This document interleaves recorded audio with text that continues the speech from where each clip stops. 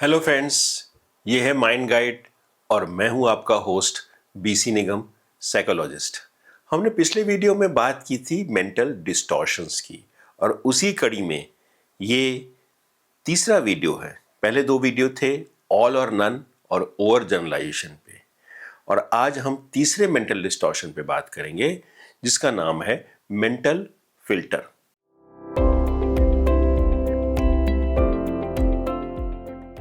दोस्तों, हर इंसान का एक टूल होता है। जैसे डिलीवरी बॉय का टूल है उसकी बाइक, उसको मेंटेन रखना पड़ता है। अगर बाइक गड़बड़ हो गई तो वो अपना कमाई नहीं कर सकेगा। हमारा भी एक टूल है, लेकिन हमें वो खरीदना नहीं पड़ता। हमें बचपन से ही भगवान ने दिया है और वो है हमारा ब्रेन और माइंड। लेकिन भाई इसे मेंटेन तो हमें ही करना पड़ेगा ना। तो हमें पता होना चाहिए इसमें गड़बड़ियाँ क्या हो सकती हैं और उनको हम कैसे मैनेज करेंगे। तो मैंने अपने पिछले वीडियो में बताया था कि इसमें 10 तरह की गड़बड़ी हो सकती है और इनको हम कहते हैं मेंटल डिस्टॉर्शन। तो हम वही पता कर रहे हैं कि ये 10 क्या है और इनको हम कैसे मैनेज करेंगे। तो इस कड़ी में आज का गड़बड़ी है वो, इसका नाम है मेंटल फिल्टर। और ये ऐसा नहीं है कि आप ही में हो सकता है। इनफैक्ट ऐसा कोई भी नहीं है जिसमें ये गड़बड़ी नहीं होती है। अब मैं आपको एक घटना बताता हूँ। नौकरी करने के बाद पहली बार घर में आया तो एक पार्टी थी। मेरे फ्रेंड्स भी आए थे कॉलेज के, ऑफिस के भी कुछ फ्रेंड्स थे, कोलीग्स थे। बड़ा अच्छा माहौल था, गपशप हो रही थी। उसी में एक बंदा आया और उसने एक नेगेटिव कमेंट मार दिया। अब मैं ना चाहूं फिर भी मेरा दिमाग तो घूम घूम कर वहीं पे आता था। एक बंदे का एक कमेंट, यही जिंदगी हो गई। ओ, तब मुझे महसूस हुआ ये मेंटल फिल्टर एक्टिव हो गया है, इसको ऑफ करना होगा। यही है मेंटल फिल्टर। तो आज हम बात करेंगे इस मेंटल फिल्टर के बारे में। दोस्तों, इस वीडियो को पूरा अंत तक देखिएगा तो आपकी जिंदगी एक अच्छे रास्ते पे बनने के लिए तैयार हो जाएगी। और इस सब्सक्राइब बटन को दबाना मत भूलिएगा। तो ये मेंटल फिल्टर क्या होता है? मेंटल फिल्टर एक वैसा ही है। मान लीजिए कि आप एक बढ़िया सी शर्ट पहने हुए हैं, अपने नई शर्ट खरीदी और बड़ा सुंदर लग रहा था। एक जरा सा किसी ने कहा, यार इसमें यहाँ पे एक छोटा सा दाग है जो शायद आपको भी दिख नहीं रहा था। लेकिन अब, यानी एक छोटी सी चीज को जिंदगी की हम पूरे कैनवस पे फैला देते हैं और फिर हमें सिर्फ वही दिखता है। तो हमें सिर्फ जानना है कि ये मेंटल डिस्टॉर्शन क्या होता है, इसको कैसे मैनेज करना है। अगर हम इंडियन कंटेक्स्ट में देखें तो बड़ा रेलेवेंट है, क्योंकि पता नहीं क्यों हम फोकस करते हैं कि कोई भी चीज गड़बड़ नहीं होना चाहिए। पेरेंट्स बच्चे को कहते हैं कि भाई तुम्हारे 5 सब्जेक्ट में तो A+ आया, लेकिन बेटा ये तुमने इसमें क्या कर दिया, इसमें B+ कैसे आ गया। बच्चे का भी मूड ऑफ, उसको भी लग रहा है ये 5 A+ की तो कोई इंपॉर्टेंस नहीं है, ये एक B+ ही जिंदगी है साथ शायद, क्योंकि उसे वही बताया गया है अगर कुछ गड़बड़ हुआ तो तुम कुछ नहीं कर पाओगे। लोग क्या कहेंगे, बहुत बड़ी बात है भाई, लोग क्या कहेंगे। और हमें तो परफेक्ट होना है, तुम्हें एकदम टॉप करना है, इतना भी कम से नहीं चलेगा। तो ये एक बायस हमारे कल्चर में पैदा हो जाता है और इसके कारण हमारा मेंटल फिल्टर थोड़ा ज़्यादा एक्टिव है। कोई भी चीज़ गड़बड़ नहीं होना चाहिए, ये एटीट्यूड जो है ना, ये प्रॉब्लम पैदा करता है।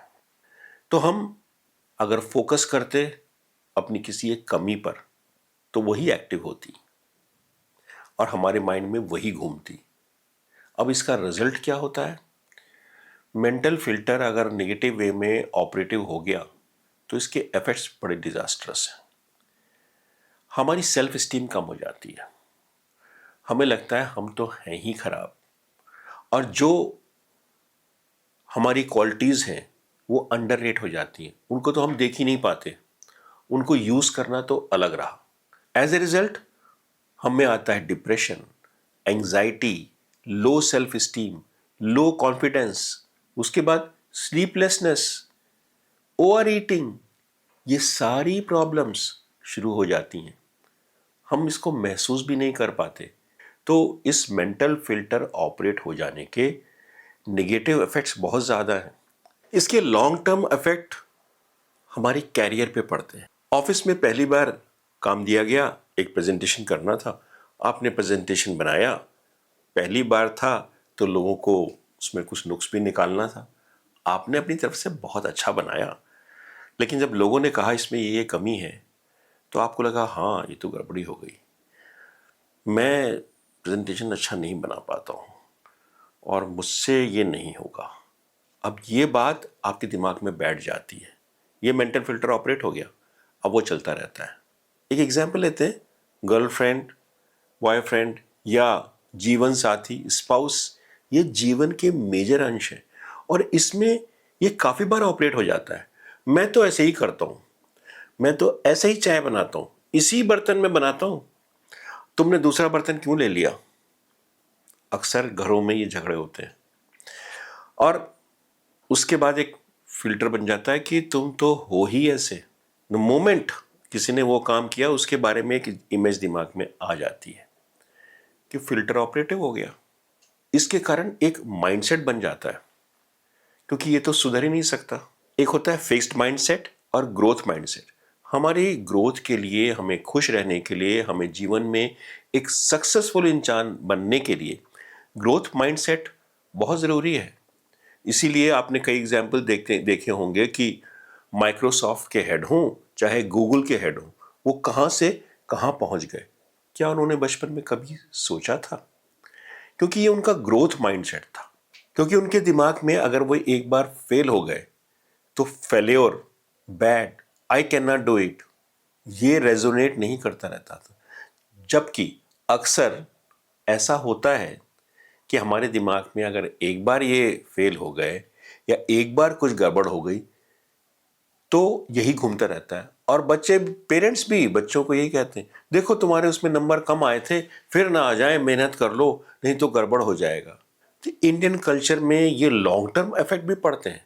और अल्टीमेटली, हालांकि पेरेंट्स बच्चे का भला चाहते हैं, लेकिन वो कर क्या रहे हैं कि वो उसके माइंड को, उसकी जो टूल किट है अपनी जिंदगी को जीने का, उसकी जो खामियां हैं उनको बढ़ावा दे रहे हैं और उसकी जो स्किल्स हैं उसको मेंटेन रखने की, यानी कि सर्विस करने की गाड़ी की और माइंड की सर्विस करने की, उसको कम कर रहे हैं। तो इससे हमें बचना चाहिए, क्योंकि इसका लॉन्ग टर्म इफेक्ट हमारी कैरियर पे, हमारी रिलेशनशिप्स पे और हमारी हेल्थ पे। और मुझे लगता है ये तीन चीज हैं जो जीवन के पिलर्स हैं। व्हाई इट हैपेंस, ऐसा होता क्यों है, इसका कारण है, इसका एक कारण है इवोल्यूशनरी बायस। पहले जब हम जंगल में रहते थे, जानवरों के से घिरे हुए थे, तो डेंजर को पहचानना और पहले पहचानना और उसी को दिमाग में रखना जरूरी था, जिससे हम सरवाइव कर सके। इनफैक्ट, और उसके बाद इतने सारे डेंजरस एनिमल्स थे और उन्हीं के बीच में हम जंगलों में रहते थे, इंसान सरवाइव किया इतना कमजोर, फिजिकली कमजोर होते हुए भी। तो थॉट इज द टूल जिसको हमें मेंटेन करना है। और इसलिए हमें जानना जरूरी है कि ये था जरूरी उस वक्त में, इवोल्यूशनरी बायस, निगेटिव पे सारा फोकस जाना है। लेकिन आज के कंटेक्स्ट में हमें एक बैलेंस्ड पिक्चर देखनी है। क्या इंपॉर्टेंट है हमारे ग्रोथ के लिए, हमें खुश रहने के लिए, उसको देखना है। दूसरा कारण है कल्चरल कंडीशनिंग, और स्पेशली इंडियन कंटेक्स्ट में थोड़ी ज़्यादा है। कल्चरल कंडीशनिंग होती है, आपने सुना होगा, कोई गलती नहीं होनी चाहिए, तुम्हें एकदम टॉप करना है, बहुत ही ध्यान रखना है, जिंदगी बड़ी मुश्किल है, always be best, lack of self compassion, अपने पे दया करना, to forgive others and to forgive yourself. हम सबसे गलती होती है, हम इंसान हैं, दूसरे भी इंसान हैं, तो उनके लिए दया होना और उनको माफ करने की क्वालिटी होना, ये इसकी भी कमी है। ये कल्चरल कंडीशनिंग ऐसी होती है कि हमारा मेंटल फिल्टर एक्टिव हो जाता है और इसके कारण होती है लो सेल्फ स्टीम। और ये विशेष साइकिल है, लो सेल्फ स्टीम होगी तो आपको गलतियां ही नजर आएंगी। और उसके बाद एक कारण है पास्ट एक्सपीरियंसेस, और highlighting the past experiences by our caregivers. यानी एक बार गलती हो गई, ड्राइविंग में एक बार एक्सीडेंट हो गया, मैंने देखा है लोगों को कि एक एक्सीडेंट हो गया उसके बाद उन्होंने गाड़ी चलाना ही छोड़ दी। क्योंकि उनको लगता है अब तो मुझसे एक्सीडेंट ही होगा। तो चलिए अब हम बात करते हैं हाउ टू ओवरकम इट। इससे बचा कैसा जाए, होगा तो ये, लेकिन इससे हम कैसे बच सकते। तो इसके मैं 4 तरीके आपको बताता हूं। सबसे पहला है अवेयरनेस। हमें पता होना चाहिए कि मेंटल फिल्टर एक्टिव हो गया है। जैसे मैंने आपको पहला एग्जाम्पल बताया कि मैं फर्स्ट टाइम पार्टी में जब गया नौकरी के बाद और कितना अच्छा लग रहा था, और फिर मुझे खराब बार बार वही थॉट दिमाग में आ रही थी, तो मुझे अवेयरनेस आई, ओ ये तो मेंटल फिल्टर एक्टिव हो गया है, इसको बंद करना होगा।